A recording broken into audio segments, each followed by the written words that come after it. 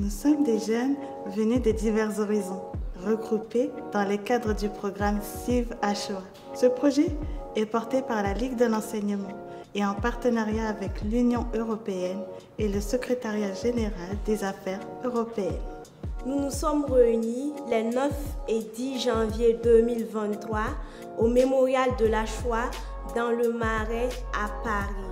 Dans ce cadre, nous avons découvert la culture juive ashkénaze à travers des visites guidées et des ateliers de sensibilisation.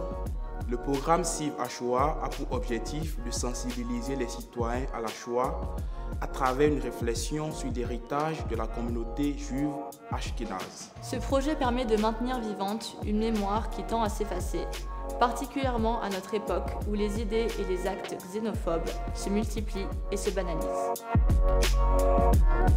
La communauté juive se compose de deux groupes culturels distincts, les Ashkénazes et les Séfarades. Pendant ces 2 jours, on s'est intéressé à la culture ashkénaze. Ashkénaze désigne les juifs d'Europe centrale et orientale qui habitent notamment en Allemagne, en Pologne ou en Russie.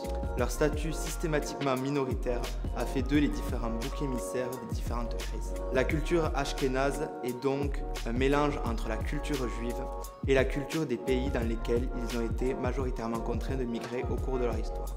Par exemple, le yiddish, langue hybride entre l'allemand et l'hébreu, est une des langues parlées par les juifs ashkénazes.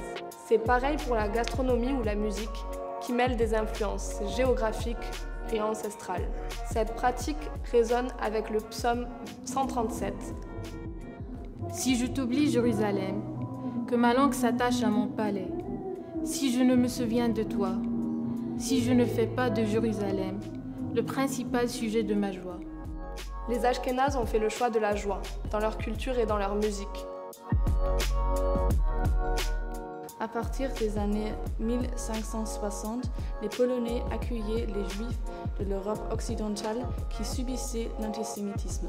En 1918, la Pologne gagne son indépendance et elles sont victimes de nombreuses persécutions et de massacres. À partir de 1919, le livre Les Protocoles des Sages de Sion circule en Europe. Ce livre prétend à tort raconter le plan de conquête du monde par les Juifs. Hitler accède au pouvoir en 1933. Déterminé à se protéger de cette menace, il développe sa politique antisémite. Persécution, exclusion et exécution. Dans certains pays, un grand recensement est organisé pour identifier les populations juives. Ils subissent de nombreuses discriminations, dont le port de l'étoile. Ces mesures font basculer l'Europe dans une situation irréversible. En Europe de l'Est, des camps de concentration et des centres de mise à mort ont été mis en place. Les Juifs ont été tués à leur arrivée.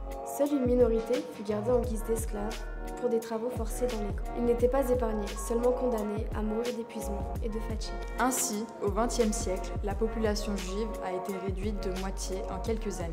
Ce génocide sera un tournant majeur pour la communauté ashkénaze.